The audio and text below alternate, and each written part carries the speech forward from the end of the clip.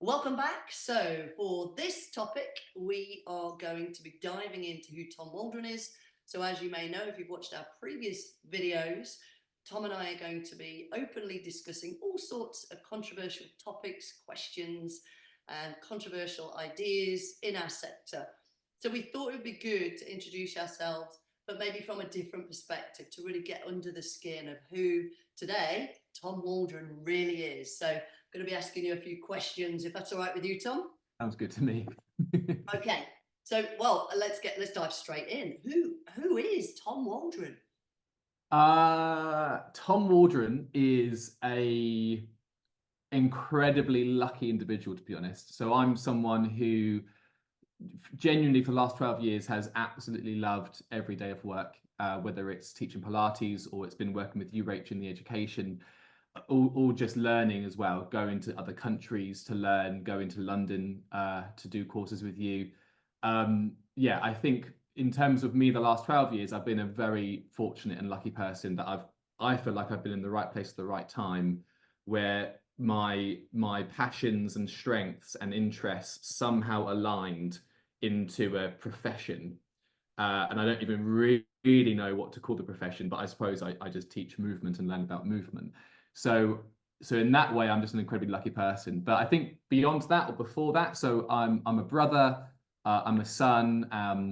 I've got an amazing group of friends which I've maintained throughout most of my life.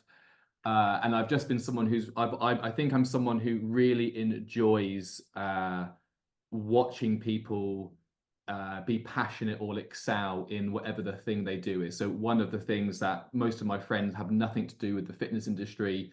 You know, a lot of them are musicians, or they're graphic designers, or they work in the game industry, and so they neither care or know what I do most of the time, like with you. And a lot of the time is in actually enjoying like almost what my friends do, or the creations behind that as well. So I think I'm someone that's quite blessed that I've got a lot of different inputs, but I've managed to find my own path, which is a really good feeling. And it's interesting because it enables you, I guess, when you're with your friends, to completely extract yourself out and almost have that break from anatomy and biomechanics and I mean, it's like almost like a reset. I would imagine they bring you back down to earth. Does it feel like that? Yeah, it does. Yeah, it's really refreshing. And also, I think like it gives me passion, to be honest, because what happens is I get to, even the other night, I was with a good friend for like quite a few hours, and he's in the game industry. So I get to ask him questions about what he's doing. He's also an amazing rock musician. And so I get to actually like ask him questions. And also he gets to tell me his own journey in his own process of his career. And then I selfishly get to then actually download that a little bit and then apply that to what I'm doing. So even though it's a completely different industry, and his experience in the last with the same age, so his experience of a guy going through his 20s into his 30s is completely different to me. But somehow the human experience is the way that it is, that I get to actually enjoy that and reflect on it in my own experience as well. So yeah, it's I feel like it gives me a lot of diversity in how I think, which is really, really helpful. Yeah, good. And I was listening, and more so recently now, you talk about feeling lucky. I used to say quite a lot that I felt very lucky and very blessed, and things have happened through luck. And I was hearing somebody talk about luck doesn't exist. You either put yourself in that place and it Mm. happens, or you don't and it doesn't happen. And it really made me check. So am I lucky? And Mhm. I think we can perceive it however we want. I don't want to take that away from Mm. you, but actually, if you put yourself out there, it isn't luck. You've actively gone and sought it out and then succeeded from that decision. So, Mm. so yeah, maybe luck doesn't exist. It's actually all from you, Tom. Thank you for sharing that. So, is there? So there may be people watching this who already know you, and there may Yeah. be people who don't know you.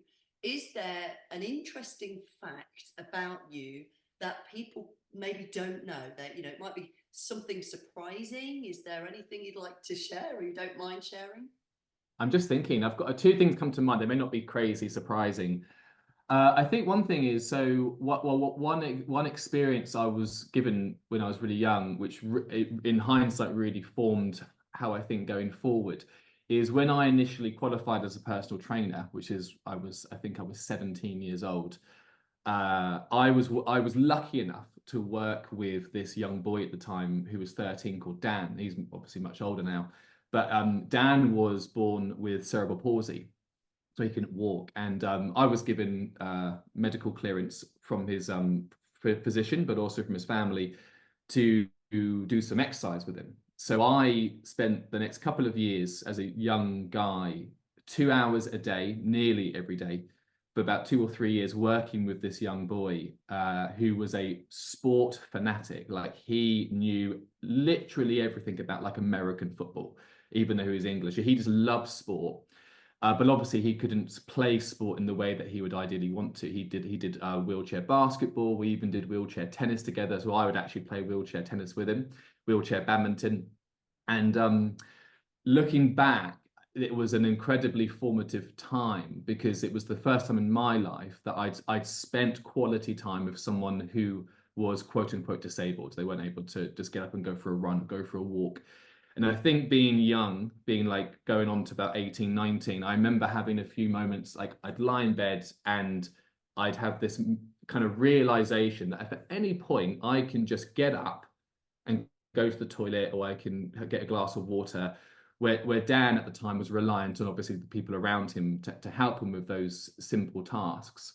So I think, like, not even to do with my job, just in life in general, I think it's given me a lot of gratitude with the ability to just even go for a walk, or to even gesture with my hands when I'm communicating, and having the privilege to have that autonomy. And I think whether or not I was going to end up in the movement industry or not, I think that was just really formative as a human experience, to be around someone that much. So I often get told, like, "Oh, you just seem like really grateful all the time," or I'm always really happy to be teaching and all that. And I think it's also because I love doing that. It's my passion. But I think a lot of that comes from realizing that I'm very fortunate to have the capabilities that I've been given, because not everyone is born with that. Yeah, it's interesting you say that. I've been around disability from a very young age. From 13, my mum was teaching kids with special needs, they called it back then. And often our school boarder would break down and we'd say, "Oh, can we come to school with you?" And we get to whiz around in their wheelchairs. And I think at Mm. the time I didn't probably appreciate it in the way I do retrospectively. I went to one of the first Loughborough University Paralympic Games. It was nothing like it is now. There's a bunch of kids, you know, with the legs tied together with a sweatshirt because the legs are spasming. They had cerebral palsy whilst they're doing this, being wheeled round or whatever. So they tie the Right. sweater around the legs to keep them from getting under the wheels.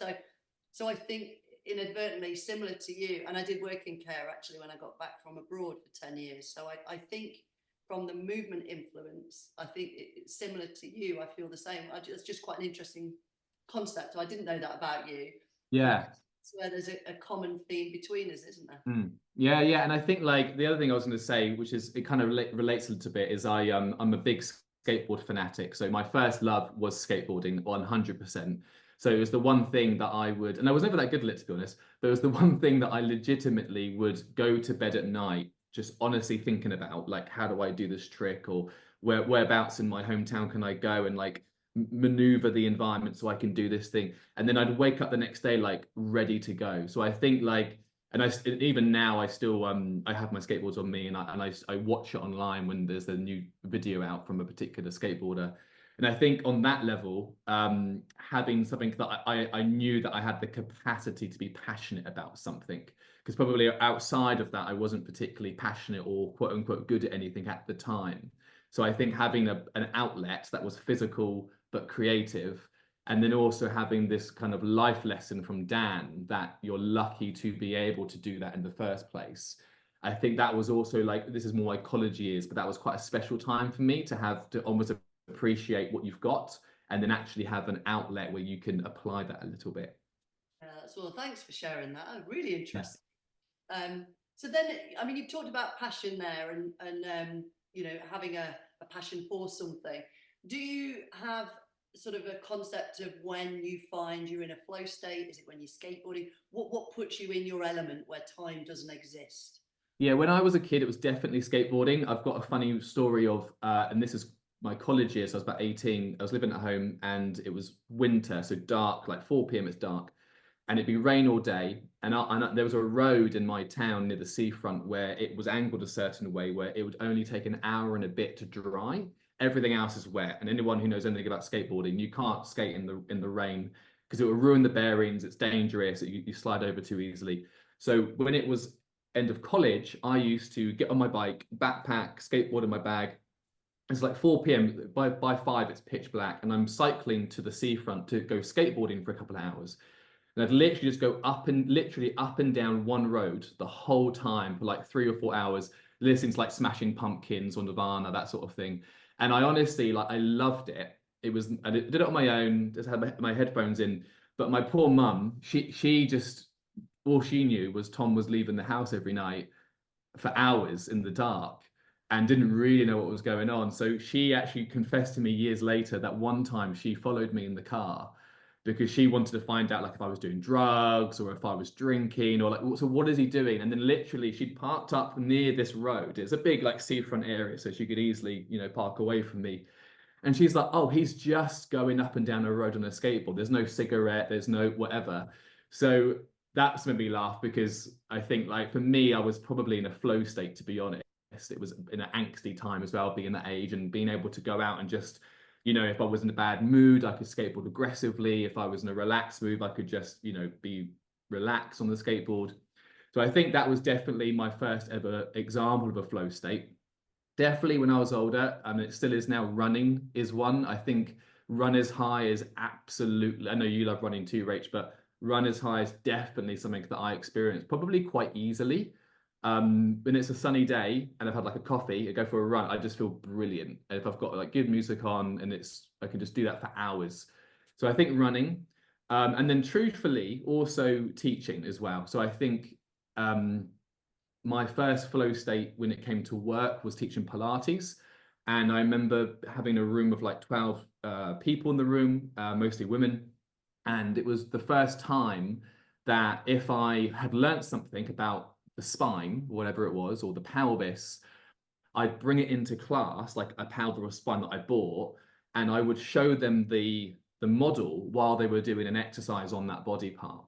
And I think I didn't really know that much at the time, to be honest. This is before I did my biomechanics training, but I think I had so much like interest in it, like passion about it, that I think that really did transfer into the room.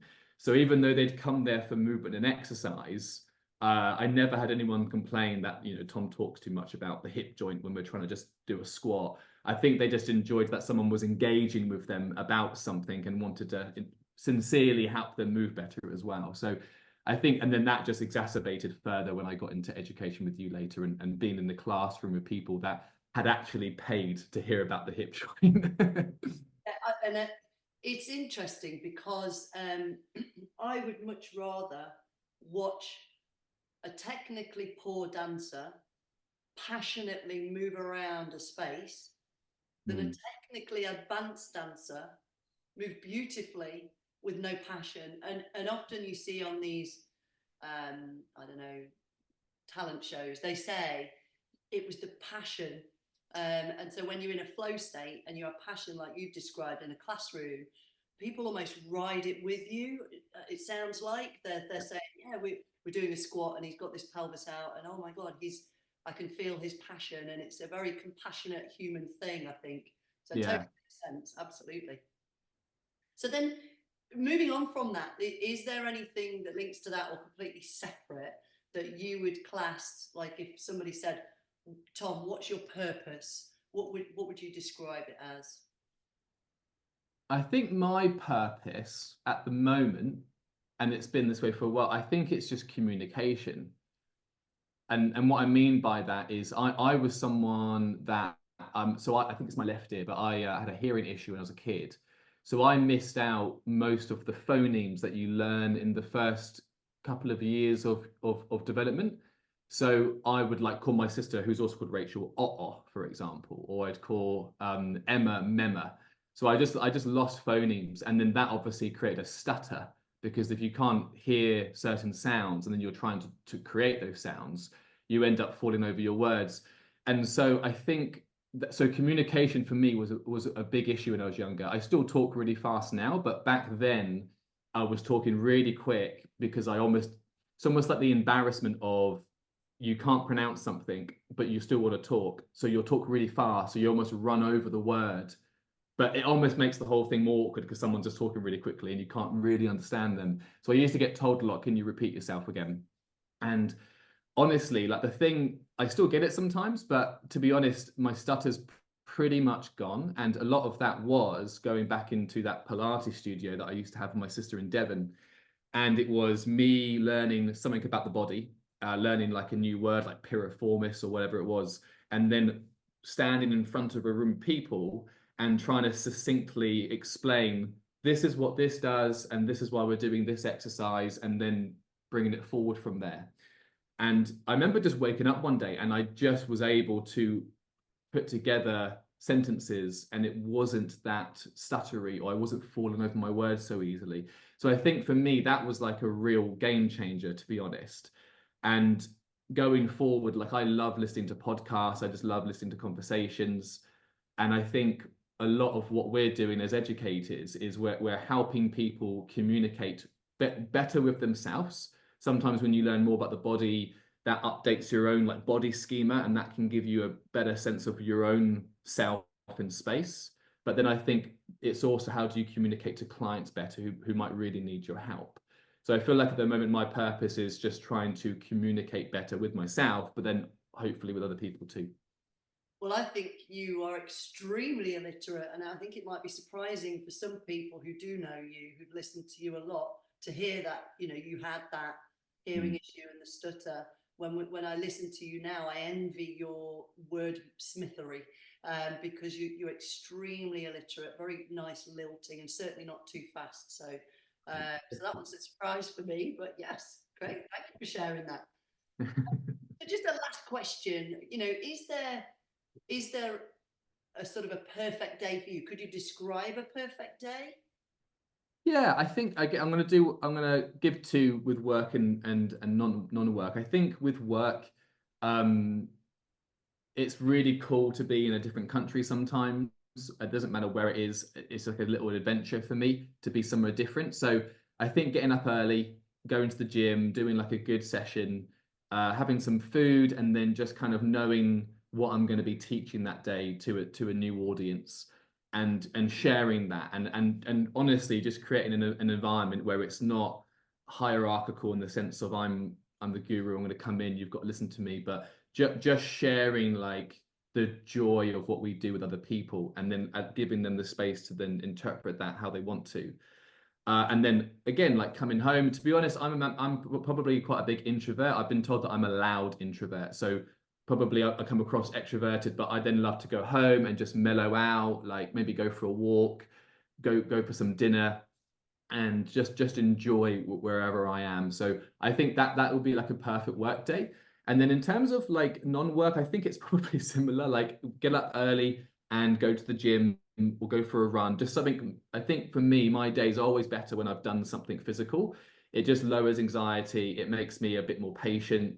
I just kind of go with the flow a bit more if I've done something, which is normally lifting a bit of weights and going for a run.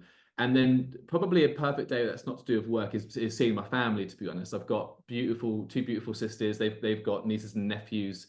As life has gotten busier recently, I don't see them as much as I'd like to. So I think a perfect day for me would be to spend time with them, with my partner, and then maybe have a few drinks with some mates in the evening. Amazing. It's interesting. Both of our perfect days, work and out of work, are actually they kind of follow, like you say, that similar rhythm.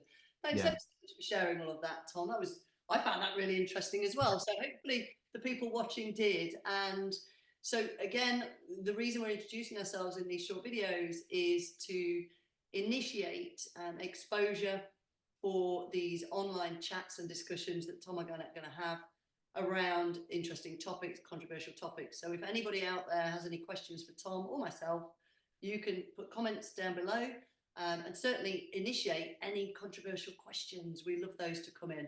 Otherwise, thank you so much for sharing that, Tom. Thanks, Rach.